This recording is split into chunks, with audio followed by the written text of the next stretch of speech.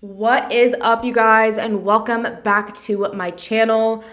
I am a tad bit under the weather today, so I probably look exhausted, and I quite literally almost sliced my hand in half the other day, so I'm struggling. But we're gonna keep pushing forward anyways because this video is huge and there's a lot of things in here that you guys need to know about. First and foremost being that there is now a GoFundMe for Saswati Jana's family. If you haven't seen a few videos back, the video on Saswati Jana and her brutal murder, I worked with her cousin Anissa on the case. She helped me navigate a lot of the information, and I spoke to her about the fact that I donate like a portion of proceeds from working with different companies on my videos to families, and I really encouraged her to start a GoFundMe because there's nothing like that out there for the Jana family, and there are probably going to be trials coming up, lawyers they may need help paying for, all these different things. So there is now officially a GoFundMe that you guys can donate to down below. I have already made a donation, and I really encourage you guys to do so as well. Now about the case we're actually speaking about today. We're going to be speaking about the disappearance of 20-month-old Ayla Reynolds, who vanished from her crib in the middle of the night on December 16th into December 17th of 2011. Now, this is probably a very well-known case. I can almost guarantee a ton of you already know about it. It's been going on, obviously, for a decade at this point. I'm happy I was able to sit down and kind of dive into the details myself and put a video together on it because right now, you can make a massive difference in the progress of this case. Now, this is such a convoluted case. I'm just going to be quite frank. There's a lot of information. There's a lot of contradicting information. It's just so wildly frustrating.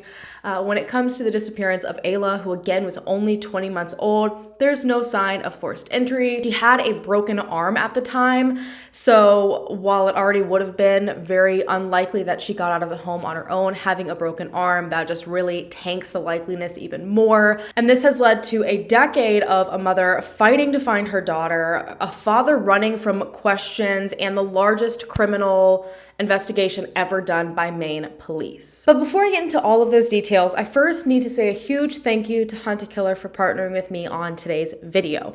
Hunt a Killer is a murder mystery subscription box that is delivered directly to your door monthly, and it's honestly one of the most unique games and interactive games that I have personally ever played. Julie Adler unearths the remains of an actress from the 30s in her family's theater. And it was once thought to be a disappearance, but now obviously changed to a homicide investigation, and you are brought in to help discover the truth. Each delivery brings you a box full of documents, evidence, there's even audio recordings, case files, and you have to spend time working on identifying murder weapons, eliminating suspects, and hopefully cracking the case. Items that are sent are honestly so insanely realistic, and they have many hidden clues that really push you to get creative to make sure that you are not missing any of the details. I personally will end up spending hours sitting here in my office working on it and going through every single box for a little bit of me time. It's such an immersive story. You meet new characters. The storyline just kind of builds every single box that you get. There are twists and turns, and it keeps you on your toes. And the absolute best part about this is that you can be a part of true crime and solve a mystery through a game while also actively benefiting real cases that families and detectives go through on a daily basis. Part of the proceeds from every single box goes straight to one of my favorite foundations, the Cold Case Foundation. So you are helping to push cases forward with every single purchase that you make. Right now, you can go to huntakiller.com/Danielle Hallen and use code Hallen for a 20% discount. Thank you again to Hunt a Killer for partnering with me on today's video and supporting the Cold Case Foundation. It's companies like Hunt a Killer that support my content and the true crime community that really helps me to be the best true crime creator that I can be, and allows me to donate to families to hopefully make the largest impact possible. So now on to the details of this case. buckle in, get yourself some tea, coffee, a snack, because this is definitely going to be a long video you're really going to have to follow closely along to. Ayla Bell Reynolds was born on April 4th, which was Easter Sunday of 2010. She was born to 23-year-old Trista Reynolds and 24-year-old Justin DiPietro from Waterville, Maine, and Trista was from Portland, Maine. Justin and Trista were never in a relationship. I've honestly never seen it explained exactly how this came to be, just that a night of fun led to Ayla coming into the world. So this was an unplanned and unexpected pregnancy. And as soon as Justin found out, he apparently decided that he wanted nothing to do with it. So for Trista's entire pregnancy with Ayla, Justin denied that Ayla was even his own child.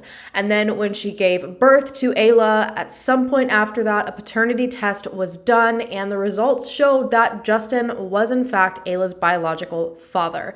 Now, despite this being proven, according to Trista, he still didn't want anything to do with Ayla. He did not want to be a part of her life. But from the way it's explained, Justin's mother, Phoebe DiPietro, kind of pushed him to step up. She was like, look, this is in fact your child. It was one thing when you questioned it, but now, she's yours. You are a part of this. It takes two to tango, and you need to really go be her father. Ayla spent most of her time living with Trista, who lived with her parents in Portland, Maine. Ayla would go and see Justin's family occasionally. I'm not sure if she would ever spend the night. There's not a lot of elaboration on this. But because it was kind of this see her when you want to kind of situation, there was never a legal custody agreement of any kind ever drawn up. And from looking at so many cases where situations like that lead to horrible things happening, and knowing the statistics that I do in terms of when young children go missing, statistically it's usually because there's not a custody agreement and one parent takes from the other, and then there's legally nothing that can be done half the time. Please, if you are in that situation, no matter how uncomfortable it is, try to get a legal agreement. It protects you, it protects the other parent, and it protects your children most of all. But from the get-go, obviously, because he denied Ayla, but even when he came into her life, Justin, the relationship was just questionable, basically, to the Reynolds family. The few times that Justin would take Ayla, she would come back with unexplained mystery injuries. All of the Reynolds family has recounted times when Ayla would come back from Justin's care and be covered in bruises. And one time in particular, they speak about a lot, stating that she came home one time with bruises so bad on her leg that she was hesitant to even walk on it. Trista's father, Ronnie Reynolds, has explained that I think they even took her to the doctor because they were worried about what may have happened to her leg. But when Justin was confronted about this, and they were like, look what happened, why does she have these bruises on her leg? Justin said that he had taken her to Chuck E. Cheese, and when she was in the ball pit, there was this little kid that was just repeatedly kicking her, which already is questionable, because if some kid is repeatedly kicking your child to the point where they can't walk, why didn't you intervene? But probably the largest red flag was that Trista and her family were familiar with the Chuck E. Cheese he stated he went to, and there wasn't even a ball pit there. The Reynolds family said this was very typical of Justin. Every time he was confronted about these injuries, he would kind of make up some strange excuse that you could see right through and you knew wasn't true because it just didn't add up. So when Trista made the very difficult decision in October of 2011 to go to rehab to deal with alcohol abuse, she knew exactly who she was not planning on leaving Ayla with. Trista was struggling at the time, and she recognized that she needed to go to rehab in order to be the best mother she possibly could be. But it was difficult, obviously, knowing that she was having to leave Ayla behind. But she decided to leave Ayla in the loving hands of her sister Jessica, and her mom would chip in as needed. She knew that despite it being so difficult to leave Ayla, that ultimately this would benefit the both of them and set them up for the life that she wanted them to have. Shortly after Trista checked into rehab of October 2011, Jessica ended up getting a knock on the door. And I'm not exactly sure what the dates are for this. I've never seen them anywhere.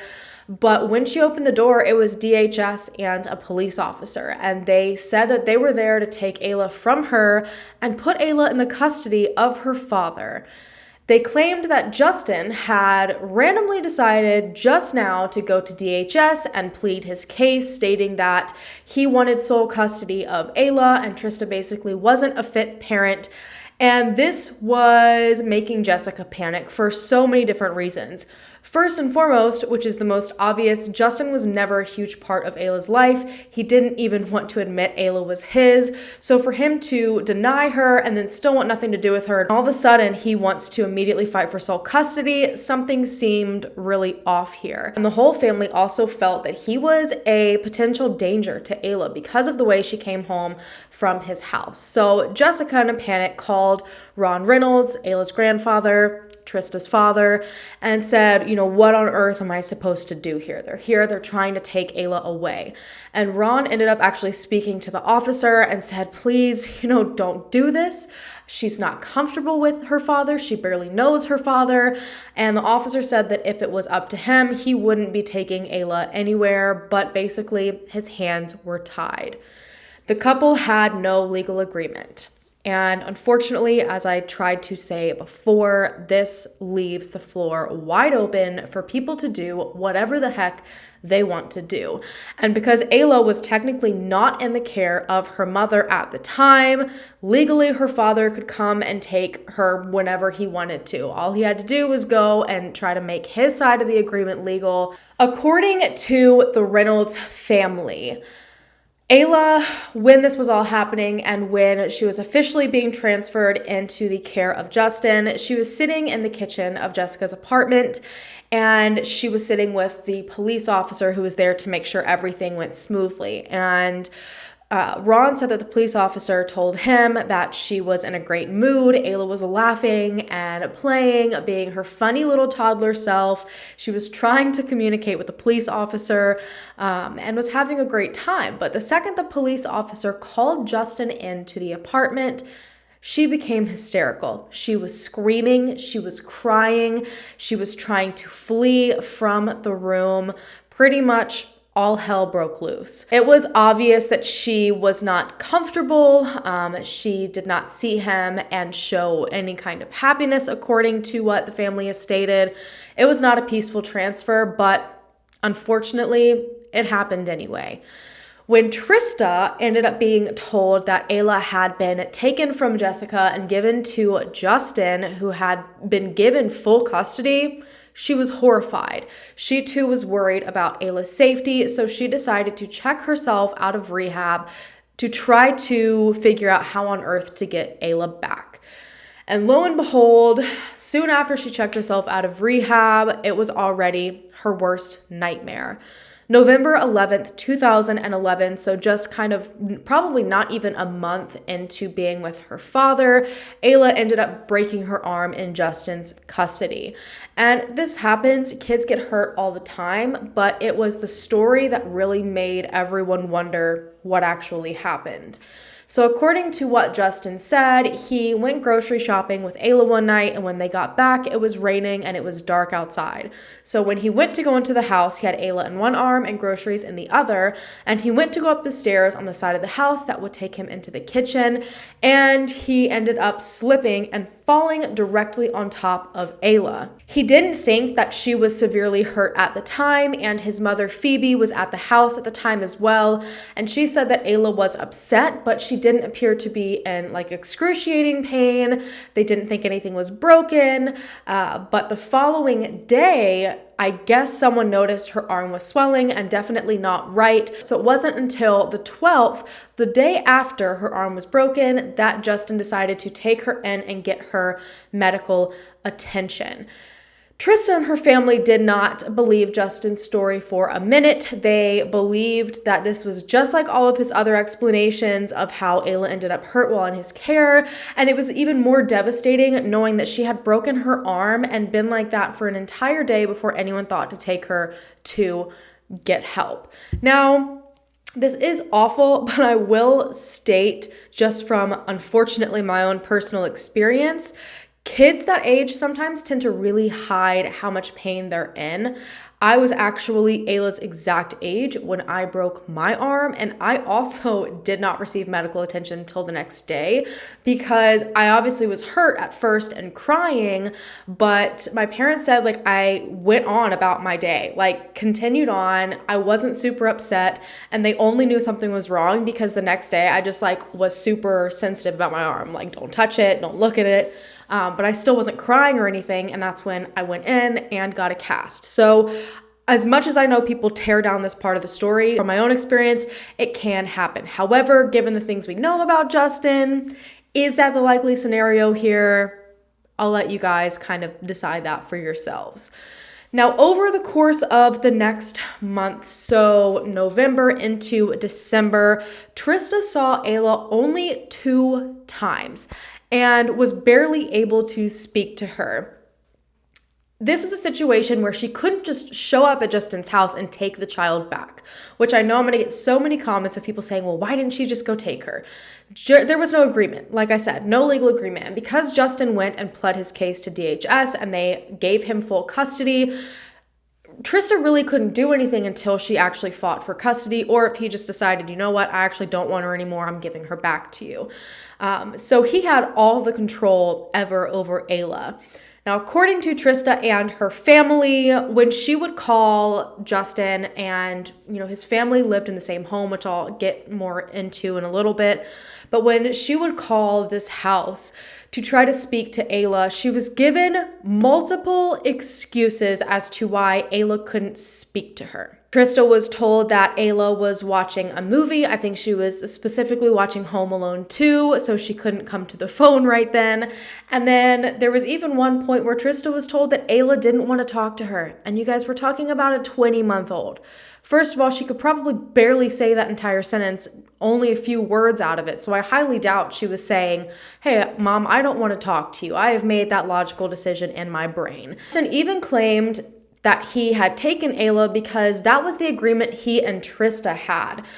And it's very interesting. I've seen a lot of people bring this up. I've even seen an article where it seems to agree to this, that Trista agreed that she had this agreement with Justin. But if you think about it logically, if they had an agreement, and Justin's correct, that Trista said, hey, while I'm in rehab, I want you to watch my daughter, then why on earth would she go to the length of having her sister and mom take care of the situation and have that sort of like emotional distressing situation by having DHS and a police officer take her? Also, you would think that after that, he would have given her back, because if the agreement was just while she was in rehab, he would watch her. How come all of a sudden now that she's out, he's not returning her? And also, it wouldn't make sense for this to be the agreement, yet for some reason, Trista signed herself out of rehab early. Like, it's very obvious here that that is just a blatant lie. The last time Trista ever saw her daughter was on the 21st of November, and the last time she ever heard her daughter's voice was on December the 8th. After a month of attempting to get her daughter back on her own and kind of speak to Justin and persuade him, she decided it was time to make legal moves. On December 15th, 2011, Trista went to Cumberland County District Court in Portland, Maine to file for full custody of Ayla. It had been discovered that DHS didn't even do all of their procedural duties before placing Ayla into Justin's custody. They're supposed to do a home check to ensure that the home is safe and all right for the child to stay, and they never did that. They're supposed to do background checks on everyone within the home. They also did not do that, as well as interviews with everyone in the home, and they also did not do that. Not a single thing was done, which makes sense because the person from DHS that ordered for Ayla to be taken from Jessica and into Justin's custody was actually a relative of Phoebe DiPietro. So she was a family member of Justin's. So now it makes sense why the Reynolds family was pretty much given absolutely no reasons as to why Ayla was being taken from her home, people that she knew, because there were none other than a family member pulling some strings. Trista didn't tell anyone on the 15th of December or before that she was going and filing for full custody of Ayla, especially not Justin, who she said was vindictive and aggressive, and she was worried about what he would do if he found out she was legally coming for her. But according to the Reynolds family, and again, I don't know if this is fact, he somehow found out. And I have seen a lot of different podcasts and YouTube videos speak a lot about how on earth that would be possible. Some have questioned if maybe Trista accidentally let it loose because no one really knows what her state of mind was after coming out of rehab. But I personally have never seen anyone consider the fact that if a family member was the one who took Ayla to begin with, a family member working with DHS, if someone tried to come and get that child back, chances are that DHS member was alerted, which in turn, she probably would have alerted the DiPietro family, including Phoebe and Justin. So that may be how they knew. But we honestly don't know for a fact if they knew or not. That is just what the Reynolds family has stated. The next day of December 16th, Trista ended up confronting Justin. She was infuriated because Ayla had never been taken to any follow-up doctor's appointments for her arm. She was angry that Ayla's arm was broken to begin with, and she was angry that she hadn't been able to speak to her daughter or see her. And Justin ended up sending a text message in retaliation telling Trista that her and her family would never be seeing Ayla again. And that night into the next morning of December 17th is conveniently when Ayla disappeared after spending only 59 days in Justin's custody. At 8:49 a.m. on the morning of December 17th, Justin made not one but two phone calls to 911. While the audio recording has not been released because apparently, according to Maine law, that's not legally possible, the transcripts of the call have been. During the call, the first one, he never said his name. Justin didn't. He never said Ayla's name. He just told the dispatcher that his daughter was missing. The dispatcher asked when he last saw her, and he said, and I quote, "When I put her to bed last night, my sister had checked on her. Woke up this morning, went to her room, and she's not there." The dispatcher then asked if they checked the house and if there was any way that Ayla could have gotten out of her crib and kind of gone off on her own. And Justin replied, "No, ma'am, there's no way she could. The dispatcher asked the exact time that Ayla was last seen, and the phone call ended. Now, Justin did in fact call right back. He said that his phone died and he had to get a new one. And this is when he stated that he put her to bed at 8 p.m. And then apparently the last person to see her was not Justin, but his sister Alicia, who lived in the home. Alicia stated that she checked on Ayla at about 10 p.m. that night. Ayla was last seen in a light green zip-up pajama, like the footy pajamas. It had white polka dots, and then on the front it said Daddy's Princess. Also gave his location as being 29 Violet Avenue, Waterville, Maine, and this is finally when he stated his name and Ayla's name. Now, within 10 minutes, authorities arrived on the scene, and they got kind of a more full story of what exactly happened, but still there was not a lot of detail. Justin was living at 29 Violet Avenue in Waterville in a home that was owned by his mother, Phoebe. He had apparently just moved in there a couple of weeks prior, and he was living in a portion of the unfinished basement. I think there was like one room down there that he was living in, and that night he was down there with his 24-year-old girlfriend, Courtney Roberts, and Courtney Roberts' child. So the three of them were staying in the basement that night. Now, also in the home was his sister. I believe she was 23 years old, Alicia DiPietro, and she was staying on the main floor of the home with her child.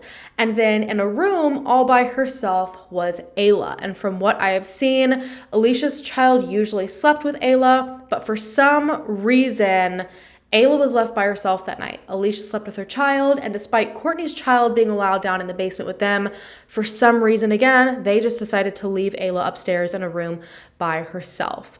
Justin stated that he put Ayla to bed at about 8 p.m. Alicia confirmed that she checked on Ayla at 10 p.m. and was fine, but the next morning when they went in there around 9 o'clock, Ayla was gone. Now, I do want to note that is a long period of time. He put her to bed at 8 and didn't check on her until 9. That's 13 hours.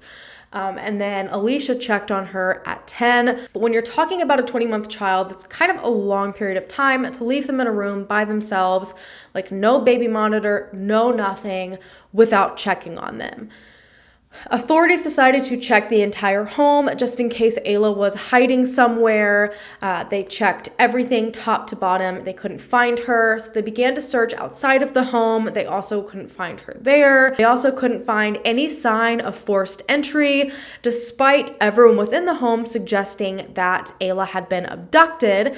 And within 90 minutes, 2 more officers, along with 2 detectives and 3 firefighter units, joined the original 2 officers on the scene to help in the investigation. They spread out, knocking door to door. They were searching the woods, anywhere that Ayla could have wandered nearby. I think a couple blocks away there was like a baseball field and a park, and they searched there, but they just weren't really finding anything. Meanwhile, 75 miles away at Ayla Reynolds' house in Portland, Maine, an officer knocked on the door, breaking the news to him that Ayla was missing. The officer was hoping, obviously, to speak to Trista, but at the time, she was on a 4-hour drive to, and I hope I pronounce this right, Machiasport, Maine, to visit someone in prison. I've kind of seen conflicting information about this. I've seen that she was with her fiance at the time, driving to see his son that was in prison, but I've also seen that she was driving to visit her fiance in prison. I'm not exactly sure which way it goes, but she was in the middle of a 4-hour drive at the time. So her father called her and told her what was going on, so she immediately turned around to head to Waterville, and she went directly to the Waterville police station. Trista spent 2 hours talking to the police, being questioned about the disappearance of her daughter. Now, you can imagine how this whole thing was looking to authorities already. Statistically, as I've already stated in this video, when a child goes missing, it's typically someone close to them, usually the parents, and most of the time it's because there are custody issues. The day before her disappearance, Trista had obviously filed to try to get full custody of Ayla, so that throws into question, did she just try to take Ayla on her own? But at the same time, Justin, who had never wanted anything to do with Ayla, also tried to take custody of Ayla and refused to give her back to her mom or let her speak to her. So we have 2 parents that obviously no longer have a great relationship. They're both kind of arguing over their child and who's going to have her. So they needed to look at both parents very, very closely. They were able to prove Trista's whereabouts the night of the disappearance, so the night of the 16th into the 17th. They knew that she had, in fact, driven past Waterville while trying to go to Machiasport, Maine. But from what I've seen, they stated she only drove past the exit. Like she was on the highway and simply drove past Waterville. She never actually went into Waterville. Trista did say that she had planned on trying to stop by Waterville to see Ayla on her way back from Machiasport, but obviously she never got the chance to do that. And I'm assuming authorities were able to corroborate all of this information and they moved on, because it was like this little snippet that they were really focused on Trista, and then everything moved in an entirely different direction. The following day, the 18th of December, FBI agents along with neighbors and volunteers and local police all set out yet again to search for Ayla. They went to knock on more doors, they searched inside of neighbors' houses, they searched in backyards. The main game wardens went to search along the banks of the Messalonsky River, which was just like 2 blocks east of their home, so it was very, very close, but they weren't really finding anything. They also decided to bring in dogs to try to see if, someone did in fact kidnap her or if she had gotten out on her own. They wanted to see if dogs could find a scent and trace it to see what direction she may have gone in or someone may have taken her, but a dog didn't alert to anything pretty much at all. It showed no direction to which she may have gone. At this point, authorities stated they really didn't believe that Ayla walked off on her own. First of all, she was 20 months old. 20-month-olds are working on their coordination skills. Most of them are either just learning how to walk or are still very wobbly on their feet. The idea that she crawled out of a crib at that age and then left the house is already unlikely, but doing that as well with a broken arm, and she had a soft cast on her arm, authorities just really didn't think it was possible. That same day, all three individuals in the home were questioned: Justin, his girlfriend Courtney, and his sister Alicia. Something interesting must have come out of those conversations, because the following day of December 19th, authorities seized Justin and Courtney's car from the home to take them in for forensic testing. 13 hours without even checking on her. The only reason I can see her is that he knew the baby wasn't in there. I think that baby was gone long before 8 o'clock. Myself. To keep the search for Ayla ongoing, on the 20th of December, a portion of the Mesalonsky stream was drained, and they also kind of diverted their search, unfortunately, from like backyards and neighbors' homes and local parks to dumpsters and trash cans. And that also is kind of telling on what they believed may have happened to Ayla. A vigil also was held by the Reynolds family. They continued to hopefully bring awareness to the situation and begged that if someone had Ayla, that they returned her to her family. But things kind of honed in a little bit closer that this possibly wasn't a kidnapping a week after Ayla's disappearance, when the DiPietro home was surrounded in crime tape. Justin, Alicia, and Courtney were all told to leave the home. They were not allowed to take anything. They ended up going to a nearby town to stay with old family friends, the Tadela family, and the house began to be searched as if it were a crime scene. Two of the state's top homicide investigators came out to the home, and they were searching this house top to bottom. Reporters watched as bag after bag after bag was taken from the home. They literally pulled whole windows out of the home and loaded everything up as evidence. Now, during the first week and the second week, while all of this chaos is unfolding, Trista was appearing on the Today Show and NBC and pretty much any media that would allow her to come on and speak about her daughter. I just want to tell her, like, she's gonna be okay. If she wasn't searching or speaking to authorities or putting up flyers, she was speaking to the media. But Justin had yet to speak to anyone. He actually hadn't even spoken to Trista. After Ayla went missing, you would think one of the first things he would have done after speaking to authorities was call Trista about it, but he didn't call her. And in that entire 2 weeks, and actually extended much longer than that, he didn't say anything to Trista one single time. This obviously had a lot of people questioning Justin and questioning if he could have possibly been involved in Ayla's disappearance, and a lot of people started to point the finger. He did eventually send like a written statement to the media that basically said he wasn't taking interviews because he didn't want to add to the media hype. He said that he wasn't hiding, it wasn't anything like that. He was just staying quiet because he didn't want to hurt the investigation. But on December 29th, after Christmas without her baby, Trista had had enough, and she went on to an interview with, I believe, the Today Show, and directly called Justin out. He has not spoken. In an interview with Matt last week, Trista Reynolds questioned DiPietro's actions. He says he's not in hiding, but why won't he come out? Why won't he talk to me? Why is he staying away? The following day, on December 30th, Police Chief Joseph Massey announced something shocking. He said, and I quote, "At this point, we believe that foul play has occurred in connection with Ayla's disappearance. The case has evolved from the search for a missing child into a criminal investigation." We kind of knew this was coming because they stated it wasn't very likely that she walked off on her own, and it was likely it could possibly be a kidnapping. This was kind of the other route they were going in. We also obviously know they were questioning Justin and his possible involvement, including those in the house. But it was unfortunate because they couldn't put out an Amber Alert. Even if it was a kidnapping, they didn't have a car, they didn't have multiple different things that usually they require for an Amber Alert to put anything out there. Police Chief Massey stated that the Maine State Major Crime Unit was now taking over the investigation. So it was now going from a local level to the state level. And he said he did this because they had more specialized equipment and he wanted them to be able to come in and use that equipment to do further forensic testing on the home, do more beneficial searches. And what happened to Ayla?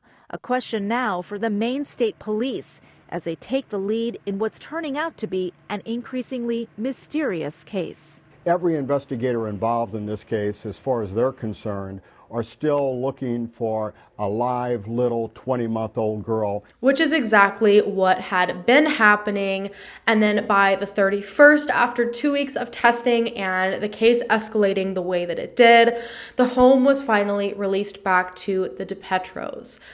Now, once this switch happened, where it went from, a missing persons non-criminal investigation to now a criminal investigation, Justin switched things up a little bit and was finally agreeing to interviews, which he did, in fact, plead for Ayla's return. He also stated that he wanted the people to hear directly from him that he loved his daughter and that he would never, ever do anything to harm her. He again reiterated that he was just trying to stay quiet to let police do whatever they had to do.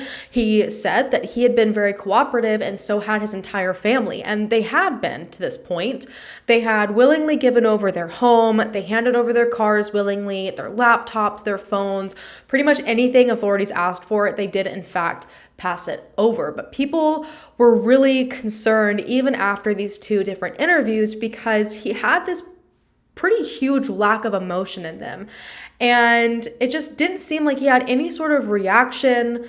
There was no grieving that you can see. We all deal with things differently, but he was just very, very flat. It felt like he was saying things because he had to, not because he wanted to. If there was something solid that I knew, I would be sharing that. But again, I cannot go out there and speculate and which is what a lot of people have done. Aditi Roy reporting now. Thank you. Ayla's father, Justin DiPietro, is with us now exclusively. Justin, good morning to you. Thanks for your time today. I thank you for having me. This is our first chance to speak to you publicly. Can you give us a sense why you're coming forward now? There's a few reasons why. Initially, the first few days, I was emotionally incapable of coming out to do an interview, and I had been advised that by coming on and doing an interview by law enforcement that it could possibly hinder the investigation, and I'm here to help in any way I can. And by coming on here, it was in hopes of reaching out to the person that does have my daughter and to let them know that what you're doing isn't right. You may think what you're doing is right for Ayla, but it's not. You have no right. You're not her parent. She belongs home with her family. And Justin, as you just heard in the piece, police are now saying that they believe foul play is involved. What are investigators telling you about what happened, what they believe may have happened here? As far as I know, that's just been a change in terminology. As far as I know, we're at the same place that we were at on day 1 with this. Can you tell us about the last time that you saw your little daughter? I know it's now more than 2 weeks ago. She was wearing, as it was described, pajamas, polka dot pajamas. Her top said, "Daddy's little princess." Tell us about that night. It was just a normal night. There was nothing. I put her to bed and just a normal night. A lot has been said about you, obviously, in the last couple weeks before we had a chance to speak to you directly. What do you think people should know about you and about your relationship to your little girl?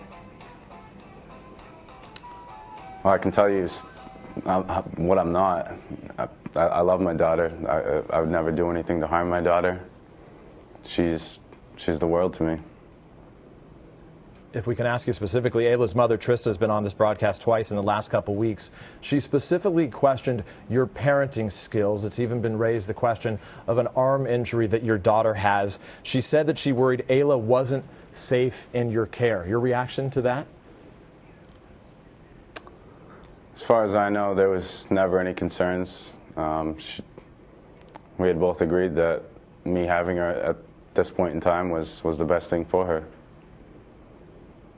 Trista had been in October in rehab for substance abuse. Can you tell us specifically then about your daughter? Tell us what makes your daughter so special. She's my daughter. She's my child. She's my world. She's everything to me. And Mr. DiPietro, Justin, what do you hope happens now? What do you think is going to happen now, and what are you doing to help try to find her at this point? Just want my daughter home. I'm doing anything possible that I can to get my daughter home. Feels like a helpless situation at some points, but I'm doing what I can, and it's part of the reason I'm coming on here today, in hopes of reaching out to the person that does have her. Well, our thoughts are certainly with you and your entire family as you try to find your little girl. People were also questioning why he hadn't aided in searches. It's one thing to not make a bunch of public statements, and, you know, he also said he didn't want to make any accusations against anyone without any evidence. It's one thing to do that. That's understandable. But he wasn't even participating in the searches for his child or speaking to Ayla's mother. And this was really upsetting a lot of people. And rumors were also spreading that there had actually been a party at 29 Violet Avenue the night that Ayla went missing. But I have never seen him address any of those concerns before in terms of why he wasn't helping physically go and search for Ayla, or going to any of the vigils. I haven't seen him ever say anything about that. Justin's family also appeared on a few interviews, and they were basically just disputing a lot of information that was out there. Again, just reiterating they had been cooperative. Phoebe also told CNN something, though, that shocked a lot of people. Now, in an interview, Phoebe stated she was basically trying to dispel these rumors that there had been a party at the house that night. And she said that she was actually there that night, that she was in the living room right beside Ayla's bedroom. She said she was there for actually most of the night, and she never heard anything, that it was just this quiet, calm night. She didn't hear an intruder, she didn't hear a party, nothing. And so now you have Phoebe all of a sudden stating she's in the home when I don't think anyone had ever heard that before to this point. And so she actually ended up coming back on the following day distressed, and she admitted that she had been lying. She stated that she was never at the home, that she just created this elaborate lie, quite literally down to where she was sitting in the home. She created an entire story, an entire narrative about what she did that night at the house with everybody else, when that wasn't even true. And she did all of that to try to corroborate the story that the house had been calm that night and there was never a party. So now it's very clear that you have a mother that is willing to lie and say whatever is necessary on public television in order to protect her son. You also have the entire house that's stating that Ayla was fine and possibly abducted.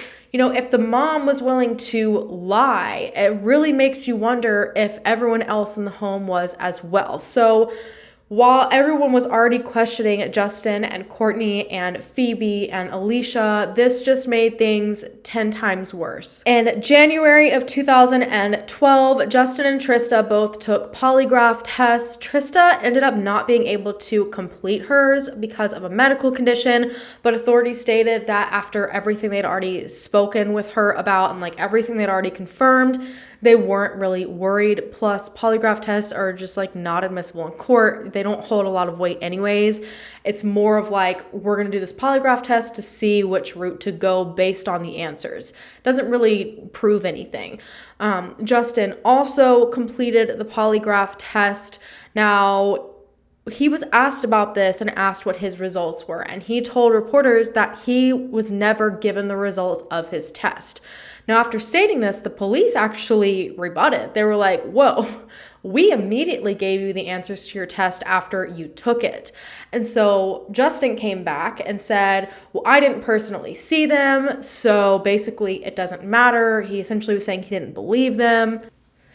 And then he said that he knows that he went in there, despite what authorities' results were, he said he knows he went in there and he smoked it. Which everyone has kind of blasted the way that he said that. It's kind of an odd thing to say about taking a polygraph test, like, oh, I smoked it. Ayla Reynolds also took a polygraph test. Becca Hansen, which is Ayla's maternal grandmother, also tried to take a polygraph test, but she too had a medical condition that prevented this. Alicia also stated that she took a polygraph test and she said that she, quote, did fine, but when she was asked if it was a pass or fail, she wouldn't answer either. I don't know anything about Courtney. If she took a polygraph test, you'll basically hear absolutely nothing from Courtney throughout this entire video. She never publicly came forward and said anything. She has totally kept herself out of this investigation, which again to me says a lot because she was the closest one to Justin, and it's really questionable when I tell you information later on in this video. The DiPietro family at this point also was beginning to hold their own vigils separately from the Reynolds family. Obviously, there was just a lot of tension there. They didn't feel comfortable with the Reynolds family vigils, so they created their own so they had a comfortable space to show support for Ayla. And then by January 28th, the police released something huge. They stated, and I'm pretty sure everyone kind of knew this was coming again, but they were finally admitting that they believed everyone in the house that night was hiding information. They said they were not being cooperative with them, and they strongly felt that they knew things about that night that they were not being forthcoming about. Despite all three individuals in the home suggesting it was a kidnapping, all agencies that had been working this investigation did not find a single piece of evidence, not a teeny tiny smidgen of a piece of evidence that supported that idea. And when they looked at it realistically, there were 6 people in this tiny home. 6 people, 3 of those being adults that should have heard something because of the size of the house. And they said that that made it that much less likely that someone came in and did something, along with the fact that there was no sign at all of forced entry. And at this point, they also released that they had in fact found blood inside of the DiPietro home. And it was also found that just a month prior to Ayla's disappearance, Justin took out a life insurance policy on her. So you have this man that's never been interested in his child up until this point, suddenly being so interested in his child that he pulls out a life insurance policy. Later in the day, after authorities announced this information, there was yet another vigil that was held for Ayla, and interestingly, Justin showed up to this one. And this was one that the Reynolds were at. Trista was at this one, and this was the first time ever that he actually spoke to Trista. At a vigil, a month into the investigation, Ayla's parents see each other for the first time and share a hug and stand shoulder to shoulder to be interviewed. You can't comment on the blood that was found in the house. Or why Again, I'm not here to answer any questions. I'm just here to show my support for the community Ayla. that is supporting Ayla. So. Ayla's family had a website at the time where they collected all information on the case so that people could come and see it and read everything that had happened to date. And against the will of the authorities, they decided that night as well to release all of the blood evidence that authorities shared with them. Now, at this point, the public only knew that there was blood at the house, but no one knew the details of it other than the Reynolds family. Justin and them still didn't even know the details of what was found in their home. So the Reynolds family stated that in early January, so just after police investigated the house for 2 weeks and returned the DiPietro home back to the family, they created a PowerPoint presentation for Trista and her family to come and view. And they sat down in a room to view it with a grief counselor. So that kind of explains what they were about to see. And authorities proceeded to go through the slideshow, showing them all of the blood that they found in the home. And this first bit is just what was visible to the naked eye. So they didn't need luminol for this. Anyone that walked in the home could have seen this. Now, before I get into all of the blood that was found, I want to say that this has never been confirmed by police that I have personally seen. This is just, and you can see it on the website, a collective memory from every Reynolds family member that was at this meeting of what they were shown. So this is their recanting of what the police told them. So when they searched Justin's car after they seized it, they found several drops of blood on Ayla's left shoulder strap of her car seat, along with the several drops of blood. There was also vomit there. There was also more dried vomit on the back seat of Justin's car. They found a pair of pink princess slippers, and I don't know if this was in the car or the home, but these princess slippers belonged to Ayla, and they had little pom-poms on them, and there were drops of blood on the pom-poms. There was a silver dollar-sized stain of blood on the couch that was in the living room in the upstairs area of the home. They also found blood smeared on Ayla's baby doll's face and arms.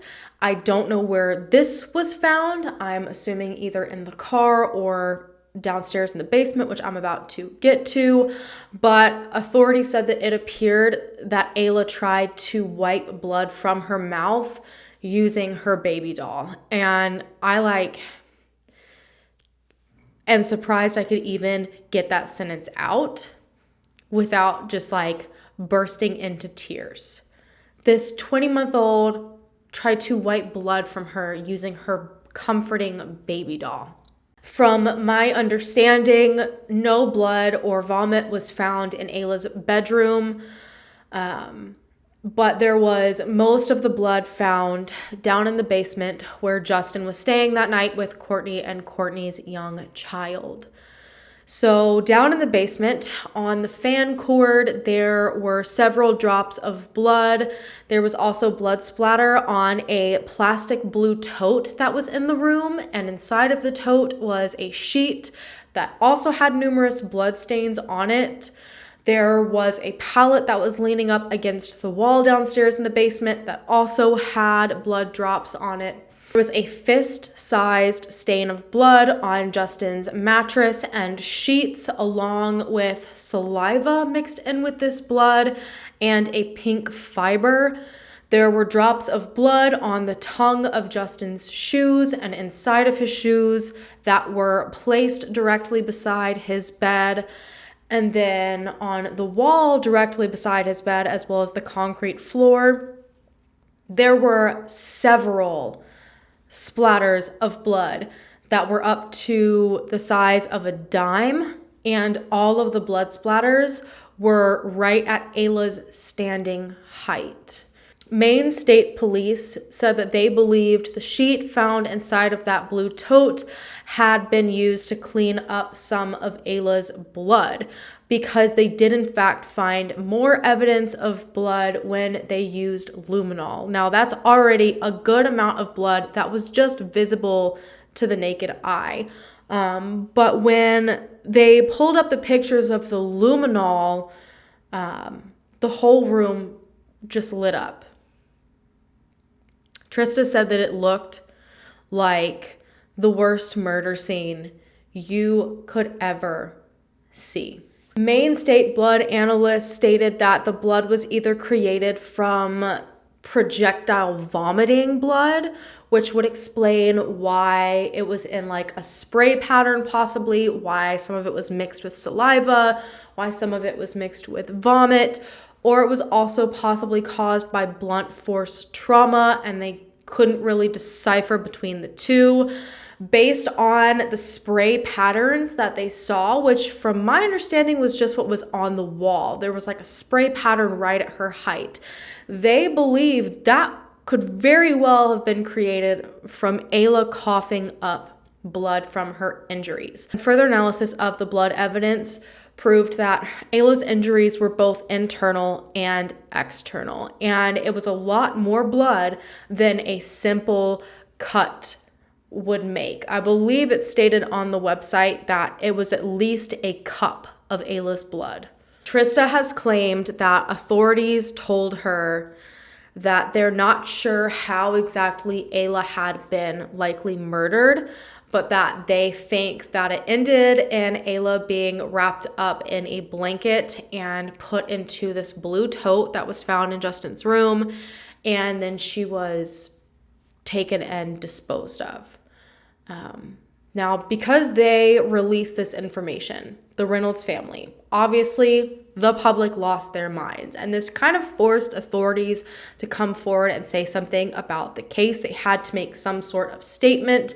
They basically did confirm again that they did find this blood, which everyone already knew they had found blood, but they did find essentially what Trista had stated, and also that this blood did in fact belong to Ayla. And they even went a step further to say that there was enough blood that was found that it led them to believe Ayla was no longer alive. Come and face me like a man, Justin, and tell me where my granddaughter is. You want to see someone pissed off now? Look at me, Justin. Honestly, look at me tonight when you're on TV. And you want to see somebody upset? I'm her papa. I am her papa. I am her blood. You understand? You have taken something from me. And Justin DiPietro is a coward. He is a coward, and he is no father. A father would not allow this to happen to a child. A father would say something, would speak for his child. If he loved Ayla in any way at all, he would speak for her. He would say what happened. He wouldn't be the coward that he is. More searches were done on the Kennebec River and the Messalonsky Stream. Divers went and searched every location that they possibly could, and the family tension just continued. This is something that has never stopped, even in the decade since this occurred. And unfortunately, it led to a lot of really awful things happening. On the night of February 3rd, Phoebe ended up calling 911 close to midnight to report vandalism. Someone had come to, I believe, the 29 Violet Avenue home, or maybe it was her home where she was living. I'm not exactly sure. Reports don't really make that very clear, but someone came and knocked out two of her windows, just totally busted them from the outside. So you have that happening in the midst of all of this, which is very clearly likely tied to everything that's going on. And then days after this, Justin was apparently driving with his little brother, Lance, and they spotted a man named Justin Linnell walking up the street. This one's very interesting to me. So Justin Linnell is actually the father of Alicia's child, who was in the home that night. And at the time, they were fighting for custody. So it was like a very similar situation, I guess. And after all of this happened, Justin Linnell posted on social media or somewhere, he made comments at least, indicating that he also questioned the involvement of the DiPietro family in Ayla's disappearance, which I'm not sure if that was out of spite because he was angry and, wanted custody of his own child, or if it was from personal knowledge of the family. I'm not sure where that came from. It could have come from either direction, but either way, he was walking on the side of the road. Justin and Lance pulled up. Lance hopped out, and a huge argument started that led to a physical altercation. Linnell ended up on the ground, and the fight ended when Lance literally just kicked the crap out of this dude in the face, and then fled. So we've got Lance possibly facing charges for harming someone who questioned the DiPietro family. And then we have the DiPietro family also having their homes vandalized. It was just such an unfortunate situation, a lot of back and forth, and it's really upsetting to see when cases go in this sort of direction. And it just continued on. So Justin made claims that he found two items in the home that really strongly led him to believe that Ayla was kidnapped. And at this point, that's pretty much been taken off the table. Authorities don't believe it. The investigation's now a criminal investigation. Blood was found in their home, but Justin was really sticking strong to the fact that she was kidnapped. And he's like, I have these two items. It tells me for a fact she was kidnapped. But when everyone asked, okay, well then what are these two things? If you have that, please hand it over to police, because the ultimate goal is to find Ayla. If you know these things so well, please pass it over. But to this day, he has yet to state what these two things are, or if he's handed it over to police. He also spoke to Crime Watch Daily, where he indicated that he strongly believed it was someone close to Ayla that kidnapped her. Everyone questioned how on earth someone could come into the home and pick up this sleeping baby and leave without any of the other 5 individuals in the home hearing it. And Justin was saying, it's super possible. I think it was someone that she knew. Because if it's someone she knew, she was comfortable with them. So if she woke up from a sleep and recognized this person, she wouldn't have been loud. It could have easily been done. And I feel like he was suggesting that Trista was the one to do it, because he then went on to state that she was in Waterville that day, which threw everything for a loop, because he made it seem like she came into the town that day. She was there early that morning, but from what authorities found and what Trista said, she literally just passed by on the highway. And I find it very interesting that Justin and his family all suggested that it's very possible for a child to be taken at night because they don't wake up, or it could have been someone they knew, because that still doesn't explain how someone that knew Ayla very well, which in my opinion would have to be Ayla's family, the Reynolds. I don't understand how they're suggesting at that point that they got into the house without leaving a trace. Like, I completely understand how someone could wake a sleeping baby that they know and it not be loud and an issue. But then how did they manage to get into the house without showing signs of forced entry? If your doors are locked, if your windows are locked, obviously none of the Reynolds family had a key to that house. They never lived together, were never dating. So I'm just really not sure. It's like a half explanation. It just seems like saying something to say it again instead of like really trying to prove a point and like what you believe to be true, because that doesn't explain how someone could get in without leaving a trace. Authorities had also announced that when testing Ayla's window in her room, that they found that it could not be opened from the outside when it's locked. And I don't even think it could be opened from the outside pretty much at all, according to what they were saying. And they did check to see if it had been tampered with, and it had not. So the likeliness that someone just opened up her window and quietly pulled her out, it wasn't likely pretty much at all. After this, the DiPietro family suddenly came forward saying that Ayla's window had actually been unlocked that night. Now, I may be more inclined to believe this had they brought this up immediately. You would think, if you strongly believe your child had been abducted, 3 adults in a home say this child's been abducted, that if they knew the window was unlocked, that would have been one of the very first things they would have told authorities when they arrived at the home. But the fact that it's not coming out until months later, and it's only after authorities say there's no way anyone got in her window, a little bit suspicious. Alicia even came forward to Crime Watch Daily as well. They asked her how on earth there could have been so much blood. That's the one thing that was kind of unexplainable. Like, how could there have been this much blood in the home and it not have been foul play? And Alicia told Crime Watch Daily that Ayla had actually been vomiting a lot lately, that she was lactose intolerant and she had been sick. Which, okay, again, very possible. And when you look up reasons medically why someone would be vomiting blood, being lactose intolerant definitely comes up as one of those. And we already know that the Maine State Police blood analysts have said that it appeared to be projectile vomit, possibly. But if you look at it deeper, let's say, sure, Ayla was vomiting up blood because she was lactose intolerant.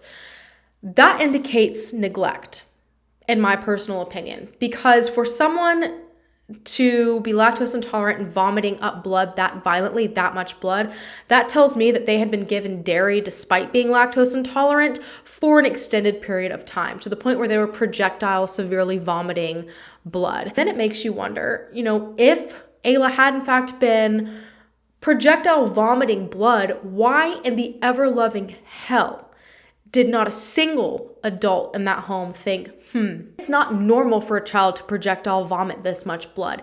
Maybe we should take them to the hospital. Now, I know that Justin may not have been the star parent, but both women in that home should have known that was not normal. The fact that Alicia stated so casually that Ayla had just been vomiting blood and like it was nothing, like that was normal, is disturbing. And one thing that I personally question is, all right, okay, so you say she was sick and throwing up blood. I find it interesting that she spent 13 hours alone in her room, according to their version of events, yet I have not seen it stated anywhere that any blood or vomit was found in her room. Nothing they have said adds up, like literally at all. Searches spread to Oakland and Fairfield and beyond. Yet again, Kennebec River was searched.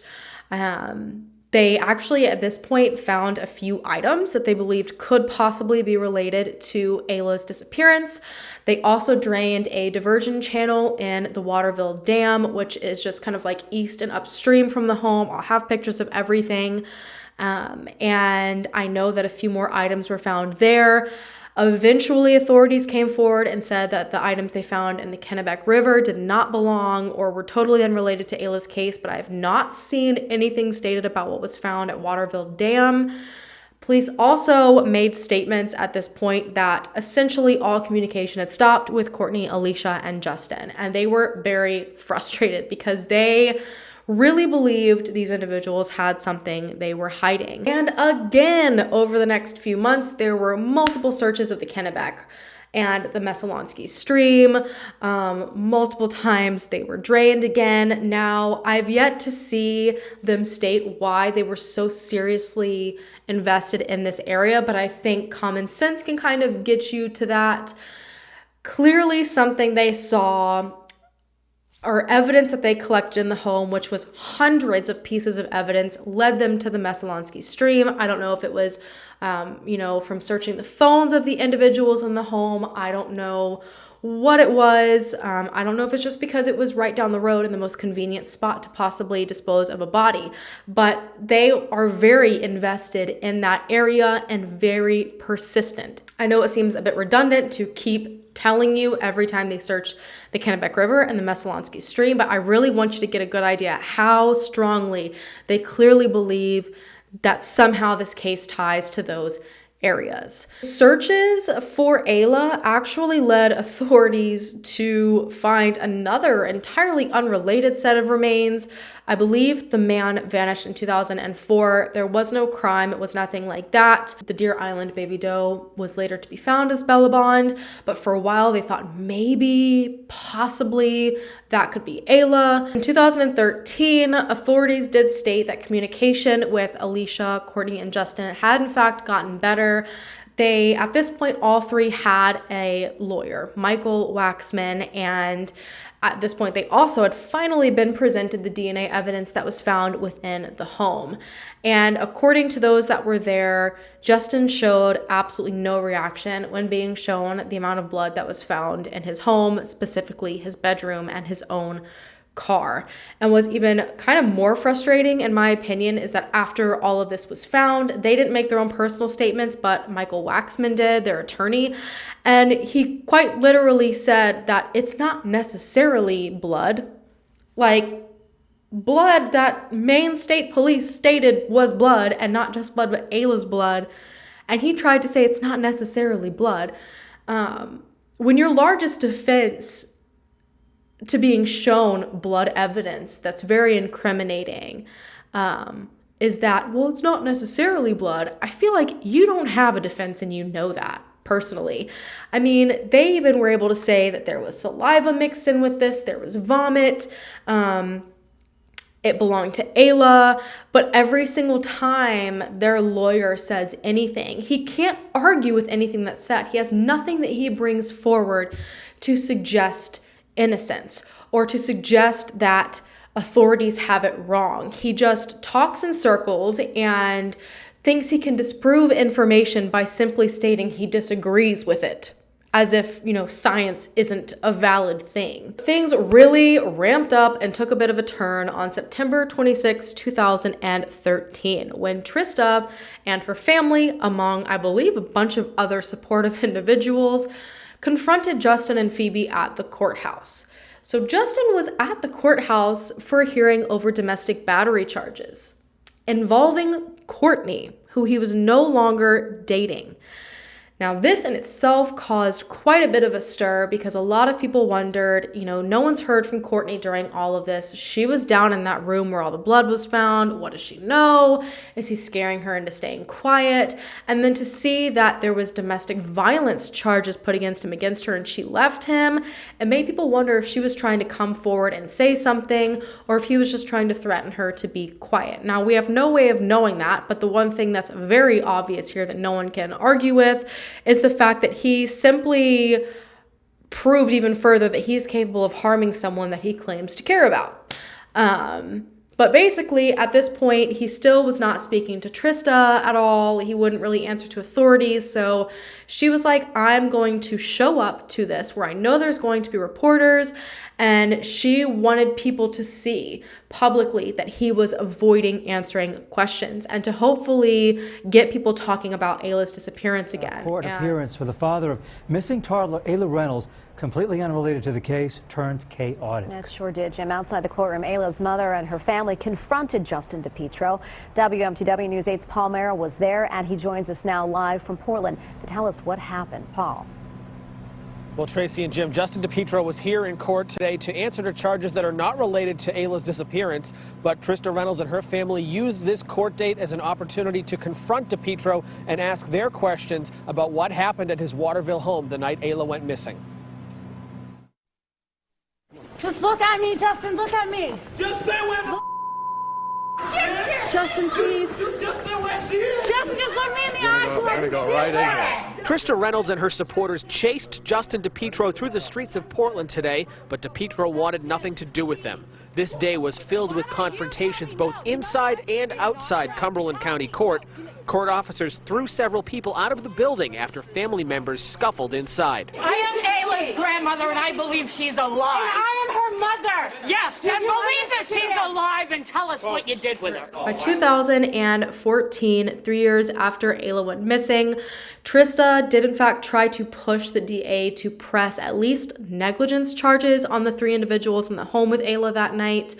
But she basically was told, like, look, if you ever want there to be murder charges, you need to not try for negligence. If you charge for negligence, they cannot be charged with any other crimes related to this occurrence. And despite the fact that it didn't seem super likely murder charges were ever going to be pressed, she decided that was not a risk she was willing to take, so she really pulled back. The same year, Waterville Dispatch ended up being the 3rd in the state to be certified in handling 911 calls in regards to missing persons cases. So this was one thing that really, really bothered me when I first looked into the case and saw the transcripts from the 911 call.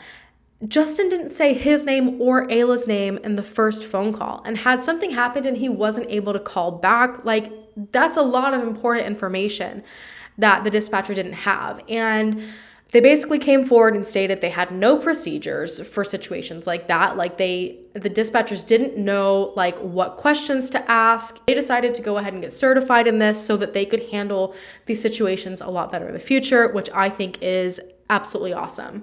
Years passed and there didn't seem to be any progress at all in the case. Justin actually moved as far away as he possibly could to LA and essentially went off grid, and no one knew where he was. By 2017, however, another really huge thing happened in the case. They petitioned to have Ayla declared dead. Now, this is not an easy process. I've spoken about this before. You can't just say, hey, I want you to say this person is dead, even if they've been missing for a certain amount of time. Unless there is some sort of evidence you can provide to the judge that shows it's not likely they're alive, like some sort of evidence indicating their death, judges are very reluctant to declare someone dead. Because if you think about it, could you imagine someone goes missing, they're really just out there and they don't want to be messed with, and then they're declared dead. That's going to create a lot of different issues. So they had to present as much evidence as they possibly could, and essentially all it took was the judge seeing this blood evidence to be like, she's definitely, probably no longer alive.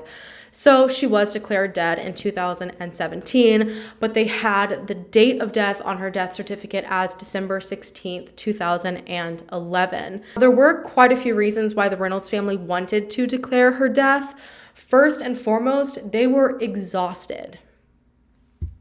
It had been years of, in their minds, knowing what could have possibly happened to Ayla and knowing she was likely no longer alive, and no progress really being made in the case. They had searched desperately for answers.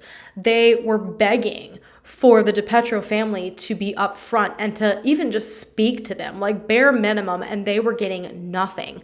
They had lives, like their lives were continuing on despite what happened to Ayla. Trista went on to have a son who would go on later on in life and say that he had dreams about playing with Ayla in a garden and she had wings. Trista and her family, they knew that Ayla was no longer alive, and they were so tired and needed a bit of closure to be okay. Another huge reason that they wanted to have Ayla declared dead is because they wanted to come for Justin and Courtney and Alicia in a civil suit. They wanted to accuse them of wrongful death, and in December of 2018, that is exactly what happened. Now, when you have a civil suit like this, it's very important, and it's a really good way to try to get answers out of people that won't talk, or people that, haven't had any criminal charges pressed against them, so they've not had to face a judge and go under oath, or even really have any sort of testimony about what happened. Because in a civil lawsuit, everyone has to undergo like a deposition. So they have to show up under oath and say their testimony to a judge, answer a lot of questions, things like that. And there's a lot of cross-examination done. And because Justin wasn't saying anything to anyone, this was a good way to kind of force him in to court to speak about what he knew. So Justin ended up being found in LA. They were able to locate him and serve him. But when the server attempted to serve him his papers, he denied his identity. Now, luckily, Trista and her attorney were like 10 steps ahead of him and sent the server with a photograph of him. But even faced with his own picture, he still was denying his identity, which is just asinine. But he ended up being served. From what I've seen, he never showed up. And after that, moved away from this home, had no other permanent address, and the person that was living at that address that he had been at had no idea where he was. They continued in 2018 to attempt to find Justin. It was proving unsuccessful. I've seen in a press conference that the only other permanent address they found of his actually was linked to a parking garage at a county courthouse. So he basically had gone ghost somewhere in California.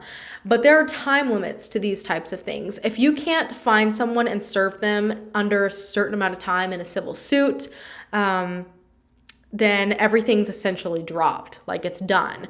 So in March of 2019, Trista and her attorney had to appear before the judge and ask for an extension. They're like, look, we've got to find this man. Just give us time and we will do it. And thankfully, the judge allowed this and extended it 60 days. So they had 60 more days to find Justin.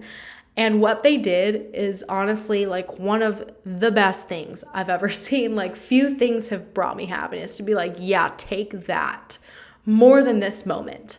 So because they didn't know where he was, but they knew he was in California, they decided to serve him through the freaking newspaper. I get so much joy out of this. So they wrote up the legal document and sent it to newspapers all over California. And basically, because it's a public newspaper, you're being publicly served. So from the second that newspaper is printed and sent out, Justin had 41 days to respond or the case was going to move on without him. It worked exactly how they hoped it would. In May of 2019, his attorney, which I honestly find a little shady because I'm sure they reached out to his attorney multiple times trying to have him served, and the attorney's like, I don't know where he is, which is probably a bunch of baloney. But his attorney did come forward saying that Justin was going to comply. And so on the 15th of May, His attorney showed up and answered all 43 questions under oath for him. Now, he answered the very basic ones and admitted things like who he was, who his daughter was, that his daughter was Ayla, that the mother was Trista, that he lived at home at 29 Violet Avenue. Like, he answered all these things. You can actually see the full list of questions down below. I have linked it. But everything else, all the difficult questions, he essentially just dodged, saying that because he was not an expert and had no knowledge of it, he couldn't confirm it. Like things about like forensics, like this blood was found in your home. He's like, I'm not a blood analyst, so I don't confirm that. It was just ended up being very vague and very unhelpful, which kind of sucks, but like at least things started to move forward. He also explained in the midst of all of this, because the life insurance policy was brought up, that he actually didn't approach anyone about an insurance policy. This is at least what he is claiming. As one of the Tudela family members, the family that he stayed with when the house was gone for 2 weeks, he was the person that sold the life insurance to Justin. And this guy came forward and stated in an article that Justin never approached him. I guess Justin had just switched his car insurance when he moved into the home in Waterville, and this guy suggested that he also get life insurance for Ayla because he says that he had that same kind of life insurance on his child and it was the best present that you could give them. However, Trista's family has also stated that, and I don't know if this is true or not, just like I don't know if the story about Justin being approached about life insurance is true or not, but the Reynolds family has said that one of the first calls that Justin made that morning when Ayla disappeared was actually to this guy that sold him insurance. So I'm not sure if that's true. Authorities have all that information, so I'm sure they've already started to sort that out. But I do know for a fact that to this point, the insurance money has not been claimed. But the reason this was a big issue is because there were a lot of theories out there that Justin owed someone money for drugs and he had to pay it off or he was going to be hurt. And so it was like perfect timing to claim his daughter and put a life insurance policy and then get rid of her essentially. But again, that is literally just speculation and rumors that were spreading, and nothing was ever proven. And this is kind of where we are at today. Now, because of the pandemic, civil cases have really been bumped down. They are not priority like criminal cases are, and even criminal cases are moving at a snail's pace. So from my knowledge, none of this has gone on to court or anything yet. It's still just kind of sitting in limbo. I know that as of December 2020, Trista's attorney was awaiting documents that were going to be sent by the Attorney General's office in regards to the case. I basically plan to use these in the civil suit. But they also recently started a GoFundMe. Now, Trista's attorney has been doing this pro bono, which is amazing, but to ensure they have the most solid civil case possible, they want to be able to hire as many experts to testify as possible. So that obviously is going to cost a lot of money, especially with the amount of blood evidence, the amount of things that have been found. We know that authorities have stated they took hundreds of pieces of evidence from the home. There are probably going to be a lot of experts that are needed. And so they started this GoFundMe to have people help donate money so that they could solidify their case as much as possible. And this is like the ideal time for me to cover this case and tell you guys about it, because this is where you can make a massive impact directly on how this case goes forward, at least civilly. Any more evidence is ever found and other charges are brought against Justin or Alicia or Courtney, this will just help their case during that as well. So please, if you have the ability to, the GoFundMe is linked down below. Make sure it's the right one, because I also will have Saswati Jana's posted, but go and donate anything, even if it's $1, you guys. I almost have 600,000 subscribers on this channel, and if everyone just donated $1, that could make a huge difference. If only 100,000 of you watch this video, even if every one of you do not donate $1, that's even such a massive amount to help this family. I'm obviously going to be making a donation, but we will see how this case goes from here. Again, things are moving really slow. Civil cases are not top priority, so we will see what happens. I honestly believe that authorities, they've stated Ayla's likely no longer alive based on the amount of blood that has been found. Clearly something happened in Justin's room. There are dozens of theories that you can probably put through your mind. It paints an entirely different picture of what happened that night. And I think that a lot of people are possibly scared to come forward about what really happened. I strongly believe people in that house know the truth, but they just really want to protect those they care about or have been scared into silence. Something horrible happened there. There's literally no question about it. When you've got blood splatter at Ayla's height and that much of it, something happened to her in that home. That little 20-month-old girl did not deserve whatever happened to her. I stay away from cases involving children because I am a mother, and I can specifically remember when both of my children were that age.